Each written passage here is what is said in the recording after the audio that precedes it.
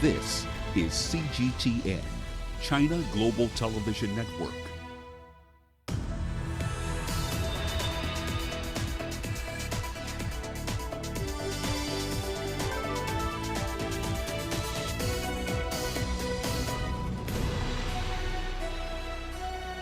Hello there, welcome to this edition of Global Business Africa. In the course of the hour, we'll run through the business news stories you need to know about from the continent and beyond. But first, a run through the markets for you. Now, Africa's largest pay TV group, MultiChoice, is our focus at this point. It had a really strong showing today.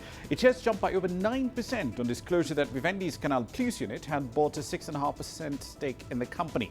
Now, this is the largest intraday jump since the middle of June, according to Bloomberg data. We'll explore the detail on that in the course of the hour. MTN, 2.8% higher today. The bank index on the JSE also up by about 0.4%. The JSE All Share as a whole has risen by at least 1.6% so far in the second half of the year. Here's what's coming up tonight. Egypt's largest electronic payment companies plan an IPO to raise expansion capital. We'll bring you a special series exploring food production from multiple angles across Africa. And EU and Germany representatives meet to hasten the process of reaching a deal with the UK. Well, that and more is in the pipeline for you tonight. But let's start for once with news of a potential listing. Three of the largest electronic payment companies in Egypt, Masari, B and Mana, all considering going public with listings on the Egyptian bourse next year. That would raise the number of e-payment companies on the EGX up to 4 following 2019's successful debut by Fari. Now, this year alone, Fari's share price has gone up by over 250%. It's now trading at about $1.80. CGTN's Yasser Hakim starts us off from Cairo. Many business sectors listed at the Egypt Stock Exchange have been suffering since the outbreak of the coronavirus pandemic. But it's a different story for the online, e-commerce and internet applications. They have boomed during the pandemic-induced lockdown. And now 3 e-payment companies are planning to list in the stock market soon. It is one of the mechanisms to raise money to fund expansion plans, especially from the tough economic situation worldwide, which has hindered chances of receiving financial support. It also comes as the government is pushing for financial inclusion and encouraging people to use e-payments amid plans to make Egypt a cashless economy. E-payment companies will thrive in this atmosphere. Masari and B companies are planning to merge to take over a larger share of the market. The market leader is Fawri. Its IPO was oversubscribed 3 times when it opened to the public in 2019. Fawri shares have jumped from 6 Egyptian pounds to 27 Egyptian pounds in a year, and it's the first high-tech startup in Egypt to reach $1 billion in value.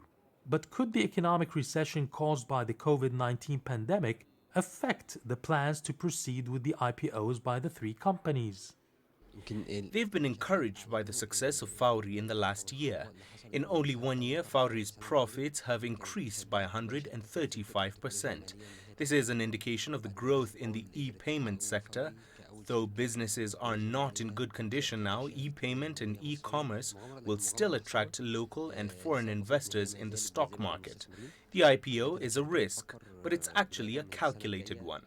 Many companies, state-owned and private, have been forced to postpone their public listings because of the impact of the coronavirus pandemic. But most experts believe the e-payment firms will be successful in their plans to list at the stock market, despite the economic uncertainties. Yasser Hakim for CGTN, Cairo. On to Sudan now. Its main ports in the Red Sea have been effectively blockaded by protesters opposed to part of a landmark peace deal signed just last week with rebel factions. Now, these protests are targeting some of the ravaged economy's main external trade conduits. The demonstrations force facilities to close at Port Sudan and at Suakin. Any long-term stoppage would bring even more trouble for Sudan's already struggling economy. Inflation has risen as high as 167%, and economic output is likely to contract by at least 7% in 2020. Sudan, remember, is still struggling to overcome shortages of key basic commodities and attract foreign aid and investment, especially following the oust of the long-time ruler Omar Hassan al-Bashir in 2019. Now, speaking of logistics, a potential crisis was averted over the weekend in South Africa when long-haul airline operators started to cancel flights, citing COVID-19 regulations, which they say would have made it nearly impossible for long-haul operators to do business on routes into the country. Here's CGTN's Angela Kopler with the details. The ministers involved in making the initial decision on the new level of regulations reacted swiftly once the problem was identified. All the ministers were available for us to show them that these things is not able to implement. It's impossible to implement. So they were available. They listened to us and they issued a note, the first note time and the second note time. The problem was the unintended consequence of demanding a negative PCR test from crew members on arrival at one of the 3 international airports open to foreign visitors. The important thing for us is that the PCR and negative test was going to make it impossible for airlines to come to South Africa, because not many airlines are able to roster two sets of crew and change them on board, because some are flying the long haul, and the long haul won't allow them because of the time, the flight and duty limitations that the crew are going to be exposed to. The solution is simple: no PCR test for arriving crew members, with one other rule that's applicable to all travellers to South Africa. They have to limit their movement like everybody else, basically, so that when they go to their hotel that they're contracted to, they limit their hotels, their movement, basically, like everybody else needs to be doing under the COVID-19. The authorities have moved quickly here to sort out the confusion because the country needs every single bit of help it can get to get that economy going again. I'm Angelo Coppola for CGTN in Johannesburg, South Africa. Nigeria's education system has been ailing for years due to multiple challenges that have now been worsened by this pandemic. The West African nation has been recording poor results in annual national examinations in recent years. Now, there are fears that the performance this year could in fact be a lot worse for students after learning was stopped in order to curb the spread of COVID-19. But one e-learning application, Gidi Mobile, is helping students to be a bit better prepared for the exams. CGTN's Kelechi Emekalam has that story. Another school year in Nigeria is set to begin. Schools have since adopted online learning following the coronavirus-induced lockdown. 11th grader Dayo Adigun has spent the period mastering her school curriculum on Gidimo, a mobile app platform which offers diverse ways of learning, and it has helped improve her assimilation way ahead of her peers. I needed something to help me practice more and more during the lockdown, and I thought it was the best app to use. It has improved me, like, I don't know if I'm to grade it like 50% above, yeah, because the questions are good and at times I see them in school. So I've answered them here, so it's be easy for me to answer them at school. So. It has become more brilliant because when I saw her downloading the Gidimo, I asked her what's all about, and she said it's about learning. So I encouraged her. She has really improved due to the learning from the Gidimo. So I still continue to encourage her. Gidimo is the brainchild of Tunji Adegbeson, a university lecturer. Tunji, alongside his team, saw the problems in Nigeria's education system, especially the mass failures. Over the past 15 years, about 72% of school leavers fail to achieve the passing grades of 5 credits. So he provided a gamified mastery learning solution. It helps students gain learning success, supporting them to master their curriculum ahead of class schedule. We can improve educational effectiveness. We can improve personal mastery if we do that thing I told you the first time. I think we change the way, even instead of saying, go to school, do your homework like one hard task, make it a game. Say, defeat your friends, conquer the world, and go to London. That is the same as school. Then the students, they say, wow, that sounds more interesting. It helps you to achieve mastery, understanding, move things to your long-term memory, and bring it out fast. The same thing you learned in school. So we don't teach you a new thing. We're based on the same school syllabus. We help you master it and perfect it. So far, there are 365,000 learners on the platform across Nigeria, Ghana and India. Subscribers have access to a total of 53,300 syllabus-based Socratic learning questions, 14 subjects and 492 topics. Developers are looking to more than double that figure by the end of 2021, and they also hope to reach millions, especially those in rural communities. Kelechi Emekalam, CGTN Abuja, Nigeria. Success program. All right, then a quick run through some company news, starting with the French-owned broadcasting giant. It's owned by Vivendi. Canal Plus has bought a 6.5% stake in MultiChoice, as we mentioned earlier. That's Africa's largest single pay TV operator. MultiChoice shares rose by over 9% in Monday trading, bringing its year-to-date decline to just around 4%. Now, Canal Plus' stake in the company was worth $194 million earlier this morning. Ethiopian Airlines will now be providing medical cover for COVID-19 as part of efforts to rebuild passengers' confidence in flying once again. The airline, of course, is the largest in Africa. It says that the service, dubbed Sheba Comfort, covers the costs involved in repatriation, evacuation and quarantine for all passengers booked with it for international flights between the 1st of October and the end of March next year. Airtel Africa has partnered with MasterCard and Samsung in order to finance customers' purchase of devices across Kenya and 13 other markets in monthly installments. Now, the service will be first available in Uganda this month, assuming regulators do approve it, and it will then be progressively rolled out to other markets, including Tanzania, Rwanda, and Nigeria. Airtel clients will be able to buy Samsung devices and pay in flexible installments over a maximum of 18 months. And finally, food firms in the United Kingdom, including Unilever, Tesco, McDonald's, among others, are urging the government to toughen rules designed to protect rainforests. Ministers in the UK are planning to introduce a new law forbidding big firms from using produce from illegally deforested land. But these firms say the law should apply to all deforestation, regardless of whether it's legal or not, because the effect on climate, nature, and the environment we all inhabit is the same, regardless. That's a run through your company headlines.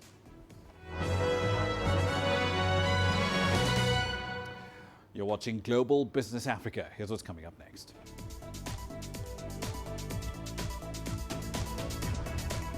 We'll take you on a special series that's exploring food production and the culture around it right here in Africa. The details coming up next.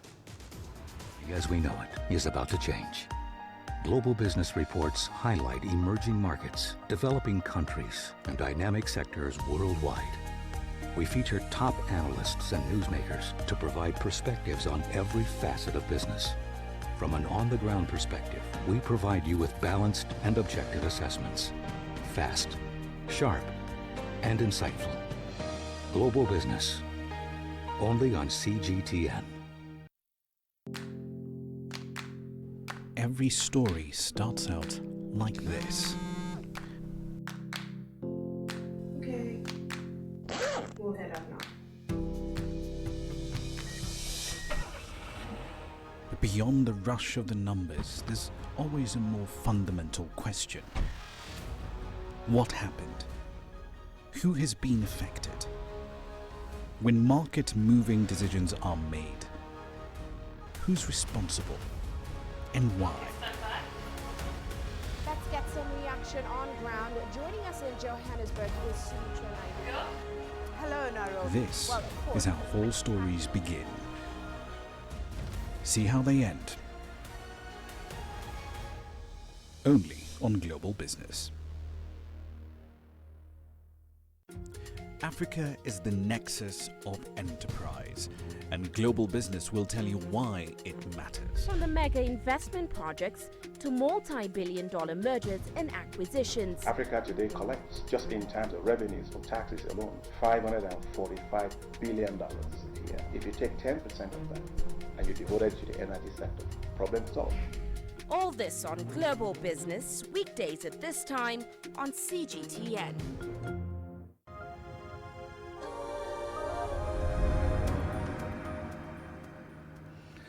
Welcome back to the program. Now, from Cape Town all the way to Cairo, this continent we call home is home to just under 1.4 billion people. Ensuring that they're all food secure is an ongoing challenge for several governments. The Food and Agriculture Organization, in fact, estimated that by end 2019, some 250 million Africans were undernourished. And the agency warned that the world was not on track to meet food security goals by the end of 2030. But this crisis, however, can be flipped around. It brings several opportunities to the agtech world. Exploring a series of ideas in this space, here's CGTN's Lindy Tongana. We're coming to you from Jomo Kenyatta University of Agriculture and Technology in Kenya. For the next 6 days, CGTN Africa brings you a 6-part series on food production in Africa. We'll explore the continent's support to farmers, innovation and technology, exports, food waste, water and bulk food production. In our first installment, we take a look at Africa's support to farmers.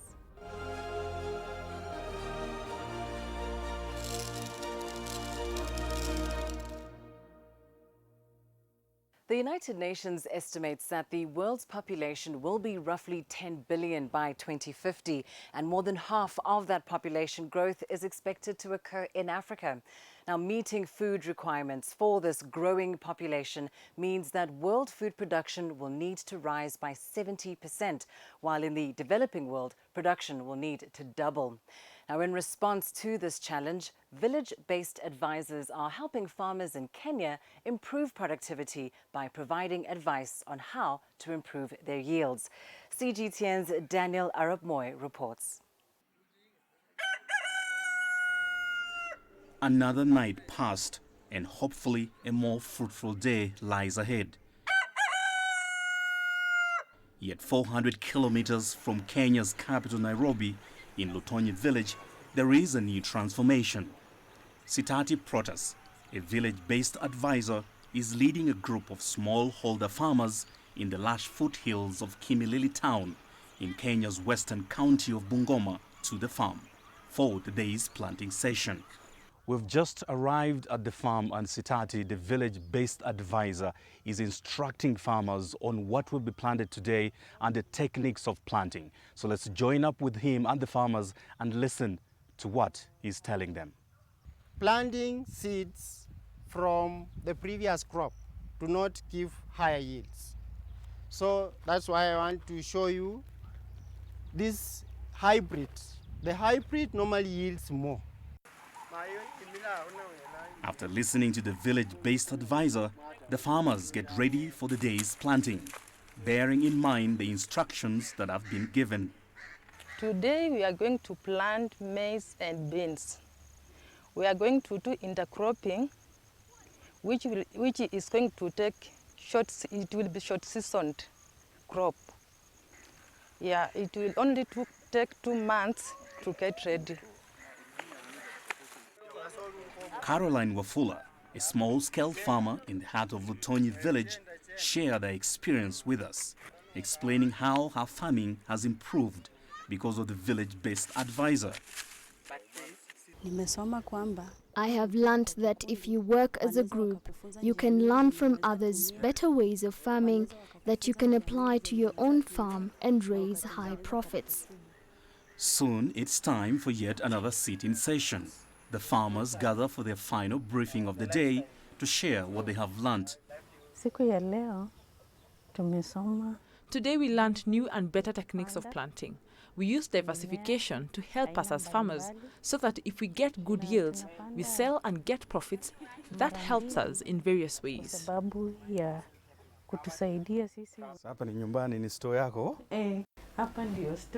This is the storage. This is what we harvested first. We stored because we had a good harvest. We don't have enough space to dry the maize. That's why we decided to store these bags and left the rest to dry outside. What do you make of government's initiatives to have village-based advisors like yourself? Yeah. And how exactly did this idea come about?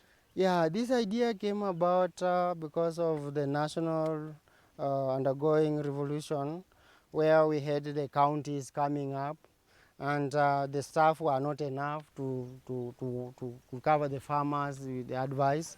So for us, we came in as village-based advisors from the ground, so that we help each other with the government or at the county level.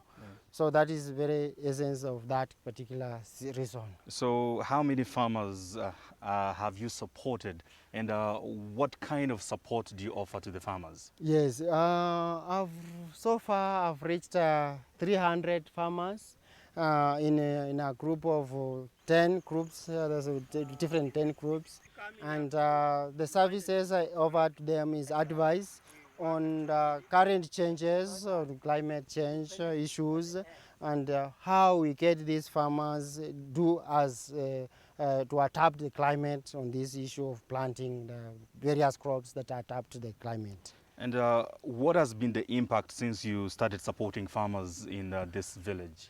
Yeah, it has been good because of the increment in yields. You find that the yields used to be once in a year, but currently they are doing it twice a year. That is the long rain season and then short rain season, as we are doing today here. Sitati's main objective is to continue increasing farmers' access to knowledge on the proper use of agricultural inputs, with the aim of leading a transformation in farm productivity and profits for smallholder farmers. Daniel Arab Moy, CGTN. A large part of the population in the east of the Democratic Republic of Congo has been displaced by conflict over the past 2 decades. The current situation has led to a hunger crisis because many of those who fled their homes also lost their livelihoods. But some farmers are picking up the pieces in the areas where they've sought refuge. CGTN's Chris Ochamringa tells us more. The DRC's agriculture potential is huge. The country has 80 million hectares of arable land, but aid agencies say only 10 million hectares is under cultivation due to poor land use and lack of investment. Beni territory in eastern DRC is an area with fertile land and natural resources. Farming and trade are the main economic activities. The vast majority of people are engaged in small-scale agriculture, but the region has been blighted by conflict for decades.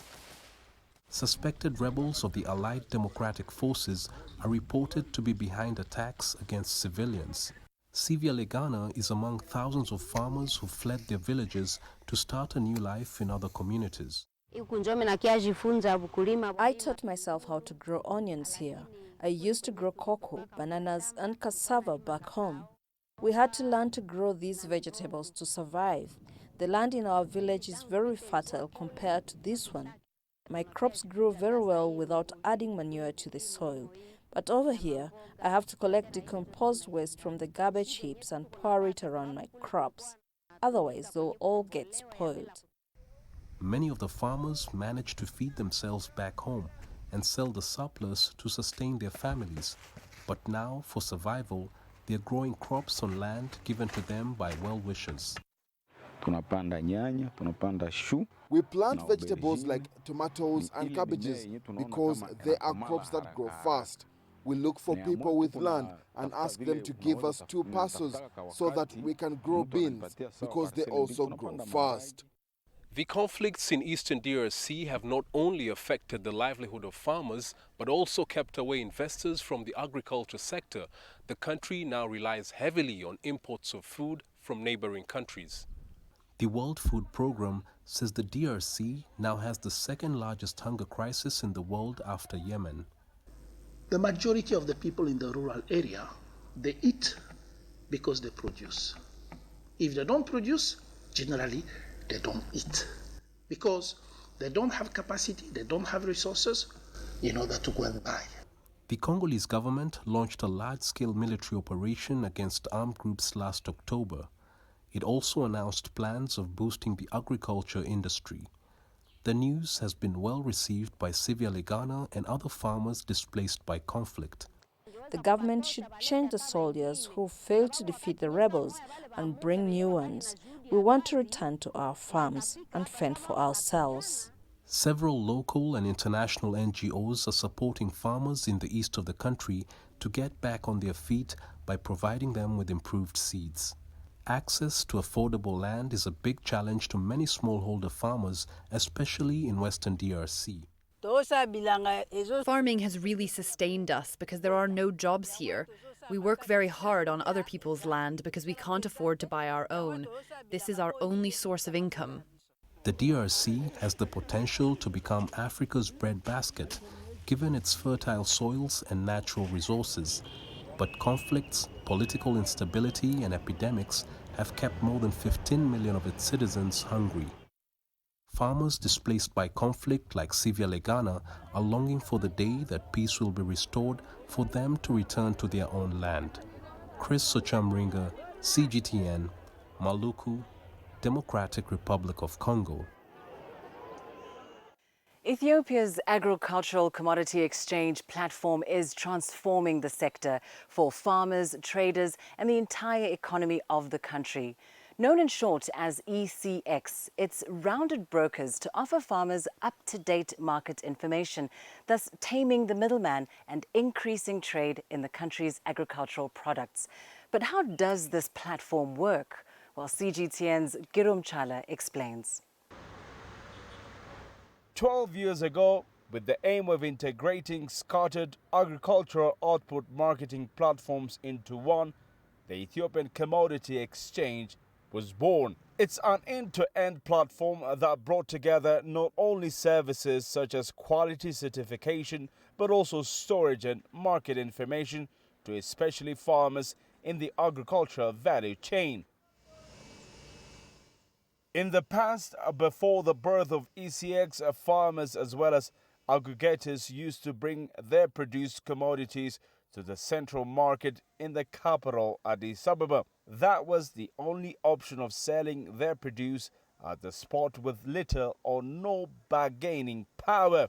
That is now history. With the establishment of ECX, we have decentralized and created proximity and access to the farmers and aggregators and cooperative societies. Now they can find ECX warehouses and branches in their own districts. So that has created an accessibility that really has helped the farmers.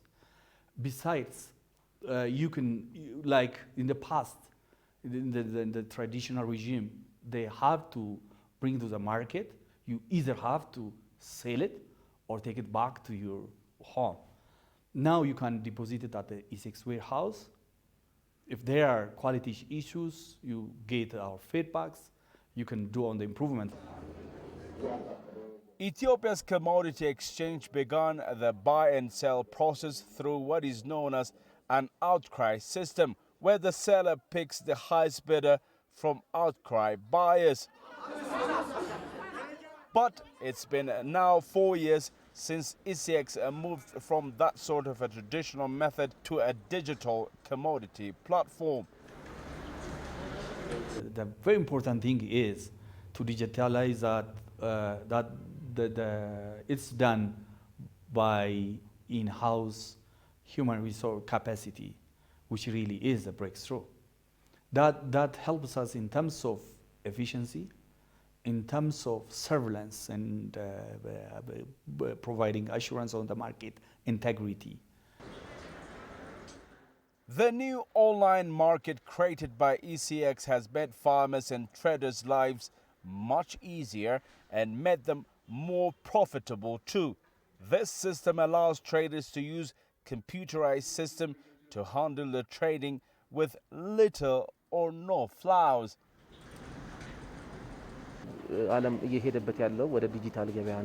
This world is heading to full digital market. Therefore, compared to the previous one, this is much more reliable and modern. But the way it was supposed to be, this computerized system from the beginning was supposed to undertake proposer trading. This digital market is an all-inclusive, fast and an update for us. The organized and modern trading system sheltered under the Ethiopian Commodity Exchange has been a learning platform for fellow African states. After visiting its headquarters here in Addis Ababa, nations such as Rwanda, Tanzania and Nigeria have opened their respective commodity exchanges. With such initiatives that cushion and support farmers, the continent can thus ensure food security for its expanding population. Group Jala CGTN, Addis Ababa, Ethiopia. The essence of food production is, of course, feeding people. In our Food Cultures in Africa segment, we sample some of the best staple and traditional delicacies. Today, we highlight Kenya.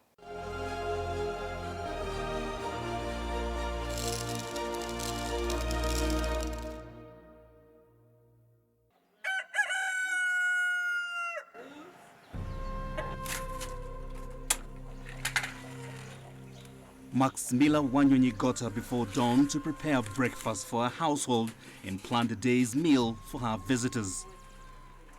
On the menu is a thin porridge made from a combination of millet and cassava flour.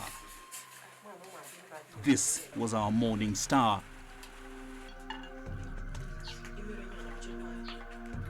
It took approximately 10 minutes to cook, and soon breakfast is served. With our morning getting busy, this millet porridge came in handy as a quick instant breakfast.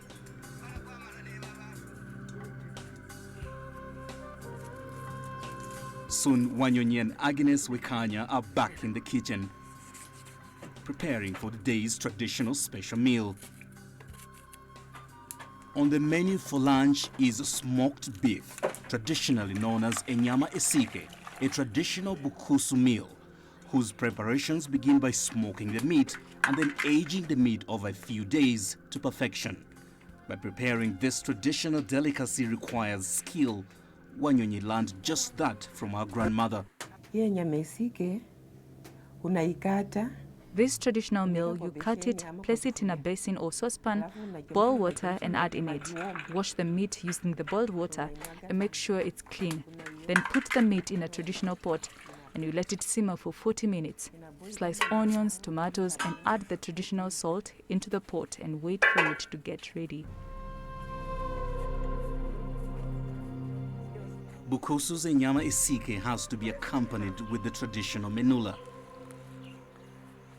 It's now approaching lunch hour. Agnes Wekanya heads for the milling machine.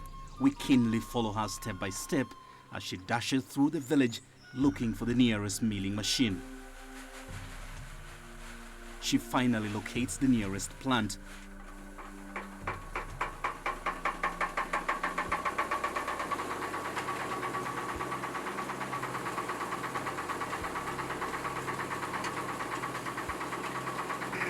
Meals of finger millet mixed with cassava, and rushes back home to prepare lunch.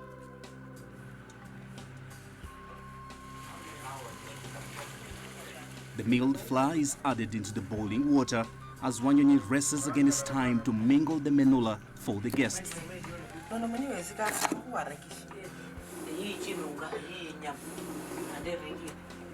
Their hard work paid off just in time for the visitors to have a lunchtime feast.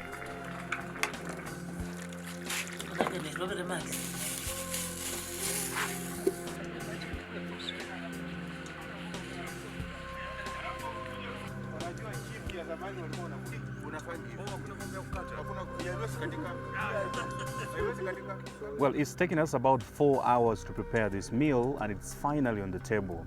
And just like tradition demands, it's the men that sit together and enjoy the meal. So,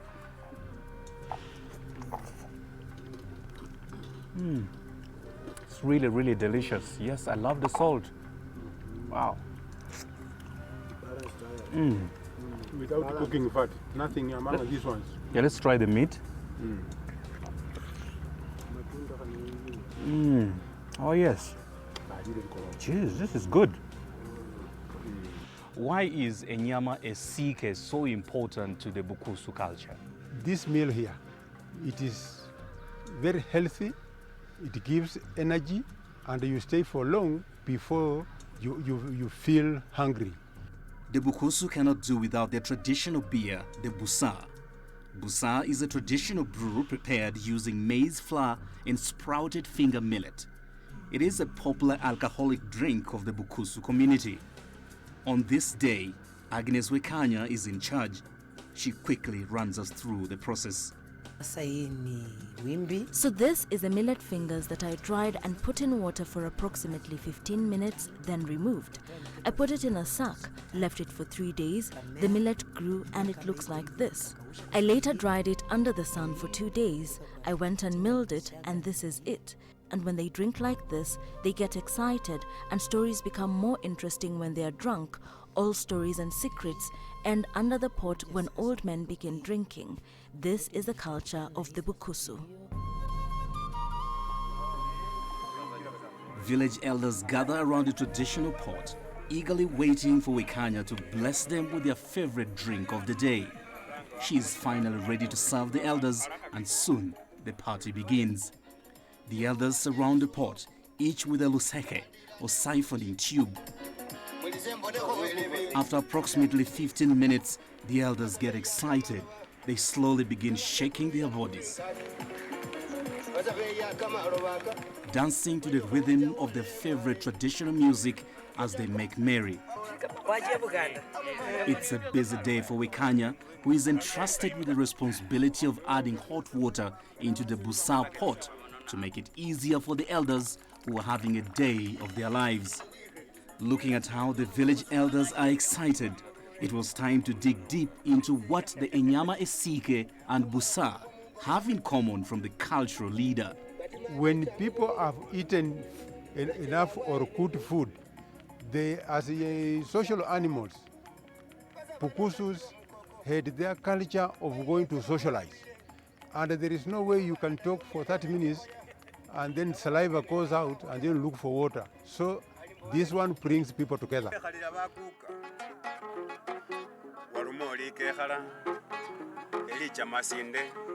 The merrymaking continues as we bid farewell to the Bukusu elders.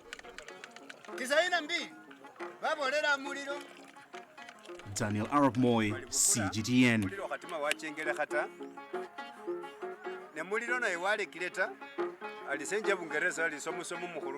And with that tantalizing feast, we wrap up day one of our special series, Food Production in Africa. Join us tomorrow as we take a look at bulk food production and food waste in Africa. Back to you in studio. And of course, that will continue throughout the rest of the week. In the meantime, time for another break. Here's what's coming up next.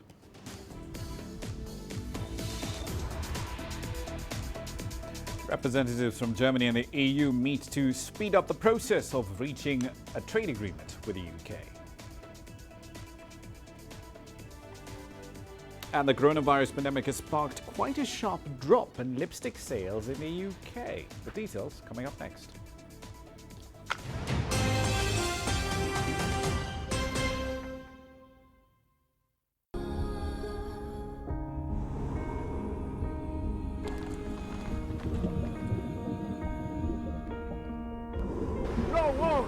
No one again, began holding guns. Machine guns from police forces toward the protesters.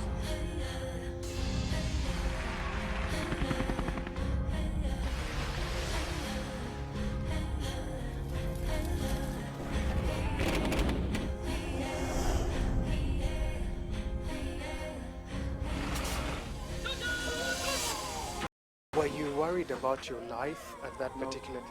Not at all. What is your assessment of the state of the continent today? Africa has the potential to power itself. Excuse me.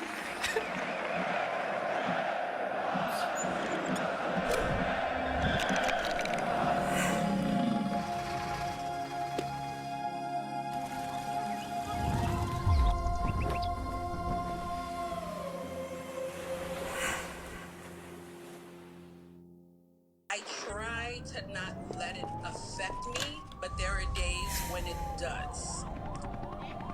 I'm a human being, and to see patients in a hospital bed and their family members are not there, there's no one there to hold their hand, that human touch, you know, I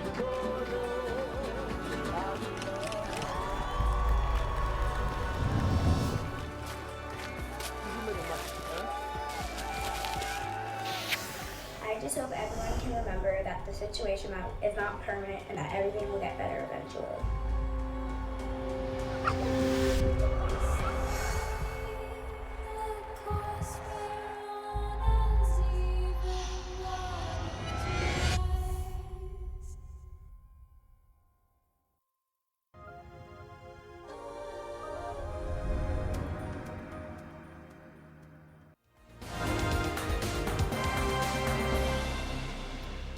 Welcome back. These are some of the stories making your headlines at this hour. As countries across the globe commemorate World Teachers' Day, unions representing Zimbabwean educators are holding talks with the government to end industrial action over pay. The teachers have refused to return to work. They're accusing the government of failing to adequately prepare for the reopening of schools.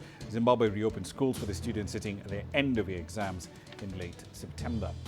Elsewhere, Zambia's currency, which is already the worst performing in Africa, hit another record low today, 20.075 kwacha to the dollar. That brings its year-to-date decline to 42%. This comes after a group of investment companies made up of 14 US and Europe-based financial institutions rejected the government's request for a 6-month suspension of interest payments on its 3 Eurobonds. The world's second-largest copper producer asked private holders of those notes to suspend interest payment demands on at least $3 billion worth of international bonds between October and April 2021. And finally, the East African Community has endorsed the candidature of Kenya's Amina Mohammed to head the World Trade Organization. That endorsement comes just a day before the global trade body reveals the 2 final contenders and the race to replace Roberto Azevedo. Voting started on the 24th of September. It ends on the 6th of October. Whoever does get the post of Director General to replace the Brazilian national will be appointed by consensus. That's a run through your headlines.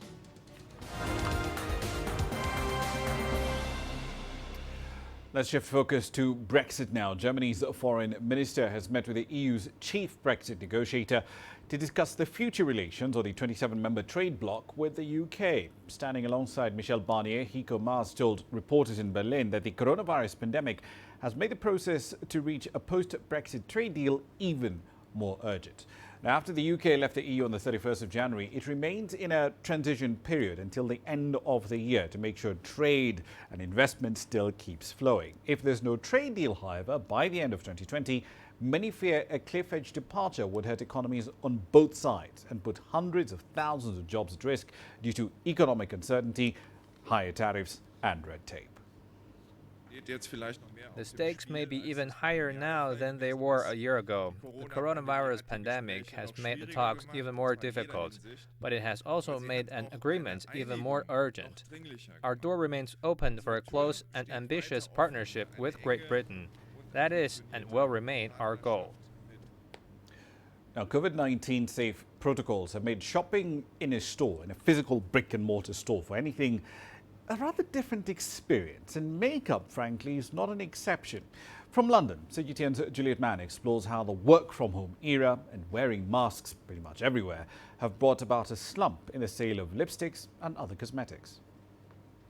And I'm going to be doing a quick demo, close your eyes for me, on how to wear your eye makeup with a mask.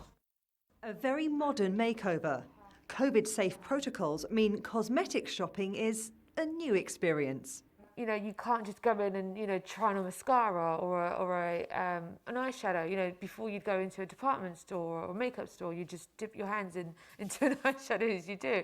It's completely changed now. You're not allowed to touch the display now. What has also completely changed is what we buy. Cosmetic sales tended to speed up when the economy was squeezed. People treated themselves to affordable luxuries, like makeup. The boss of Estee Lauder called it the lipstick index. But the pandemic is kissing that goodbye. The global beauty industry generates $500 billion in sales a year and accounts for millions of jobs. But there's already been a drop of around 50% in peak sales compared to a year ago. Lipstick purchases have been especially low, and global revenue could fall by up to 30% in 2020. it's suffered a lot, because stores are closed, people are not going outside, people are not going to work, going on dates, all the things that you would, like to put makeup on for, right? Right.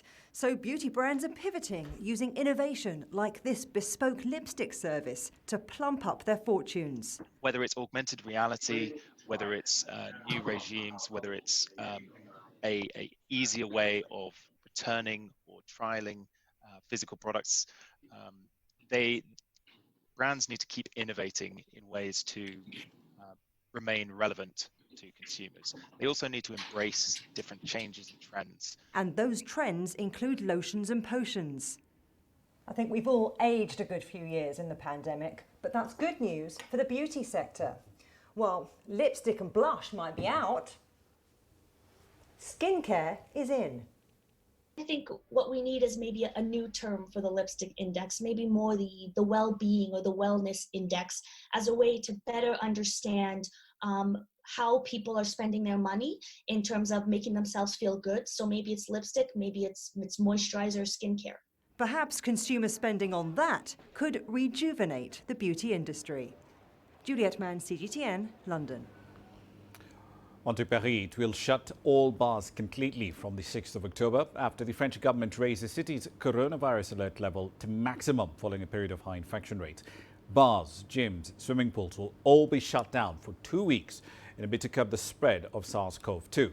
Now, restaurants will be allowed to continue to operate provided they do follow strict pandemic protocols. Over the weekend, France saw nearly 20,000 cases of COVID-19 being reported. That's a new record since the government started widespread testing. Back to the continent, a locally developed COVID-19 rapid test kit in Nigeria is in the final phase of review by regulatory agencies there. A test kit can deliver the results in about 40 minutes, and it doesn't need extensive training in order to use. It's also 10 times cheaper than the PCR or polymerase chain reaction testing methods that we're all using at the moment. CGTN's Deji Badmus has that story on what's hot tonight. Dr. Tuyi Mebawodu runs a private hospital in Lagos. He's among the medical experts eagerly awaiting a rapid test kit developed by the Nigerian Research Institute. His hospital does not have the capacity to test for COVID-19. He and his staff are exposed on a daily basis to patients who may carry the virus. He says the rapid test kit could put everyone in a safer position. In recent times, we've seen quite a lot of people manifesting just vomiting alone. No fever, vomiting and headache. That's made the kit in. I wonder what virus could be causing that in Nigeria. Is there another manifestation of COVID-19? So normally, if these tests are available, we can do it as a routine for everybody that comes to the center, into the hospital, and then ensure that we get results and have a clear understanding of how to manage the virus. One of the challenges with Nigeria's fight against the pandemic has been inadequate testing. Since the initial outbreak in February, just slightly over 500 tests have been conducted. That covers less than 1% of the population of around 200 million people. The initial test, which is the PCR test, costs a lot, 50,000 naira, and it's not only costing a lot, it takes time before the result can come out. So with this one, that is going to be within 40 minutes and cost less than about 5,000, 4,000, 5,000. It is then within the reach of the people there. We can see quite a lot of people that can then be part of the rapid testing kit. It's still not known when the final approval will be given for the deployment of the test kits, but health experts are quick to warn that standards should not be lowered in approving the kits for use. We have to look at the sensitivity of this test kit and specificity of the test kit. When we talk about sensitivity, we're saying that out of 100 cases, out of 103 cases, true cases of COVID infection, can this test detect all the 100? That's sensitive. That means the test is sensitive. Then, if we are talking about specificity, we're saying that out of 100 negative cases of COVID-19, can this test show that they are truly negative? Over the past 2 months, Nigeria has recorded lower numbers of daily new cases, but authorities say it's still not time to celebrate. Experts are unanimous that the rapid test kits would give a clearer picture of the situation of the disease in the country. Deji Badmos, CGTN, Lagos, Nigeria. All right, then a quick run through commodity prices. Oil benchmarks got off to a rather strong start today. A couple of hours ago, Brent was about 3.5% higher, 13.08 GMT. It's actually gone up by a little bit more, into the 41s on that particular commodity. WTI crude rising by a similar margin. The rally was not limited to oil alone, however. 3-month copper forwards in London, the LME, up 2.6%, going as high as $6,581 a ton. As I mentioned a little earlier, Zambia, that Africa's second largest copper producer, started talks on a debt standstill last week. It's looking for a 6-month debt break. Now, meetings to try and strike a deal on the 2022, 2024 and 2027 notes will be held on the 20th of October. Here's what's coming up next.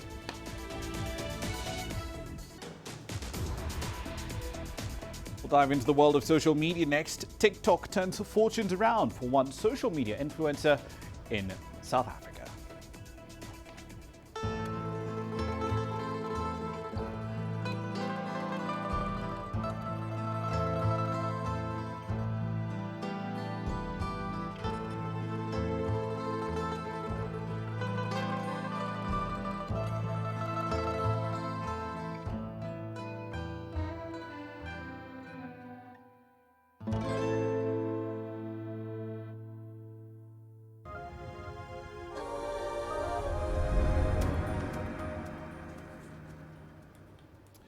Welcome back to the program. Now, let's dive into the world of influencers, shall we?